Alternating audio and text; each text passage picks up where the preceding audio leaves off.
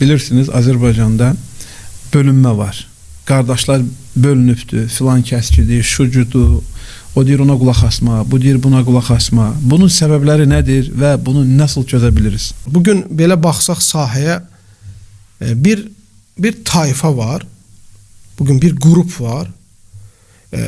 Azərbaycanı bugün elə təqdim eləyir ki, sanki Azərbaycanda bir dini qruplar var və bu dövlət üçün, coğrafiya üçün çox təhlükəlidir. Bunlar dövləti alt-üst eləyərlər, hökuməti endirərlər. Bunlar bölgə üçün çox təhlükəlidir və bu tayfa, bu kütlə güya hamilərdir. Bunlar sadəcə bunu qoruya bilirlər və bunu önə sürərkən də çox yalanlar, ondan sonra iftiralar, əslində əhl-i sünnənin yolu olmayan mənhəclərə baş atırlar, can atırlar, yol atırlar. Bunu da nəyin altında? Bunun da sələflik altında, bunun da orta yol altında belə bir tayfanın qruplaşmaların olduğunu görürük. Belə bir tayfanın oluşmasının və bunların bu şəkildə belə təqdim eləməsinin arxasında bunların şəxsi mənfəətləri var.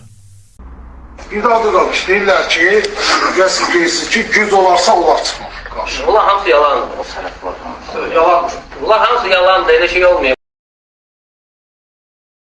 O vaxtda danışılan da görüş olaraq Əhl-i-Sünnədən belə bir şey gətirilib.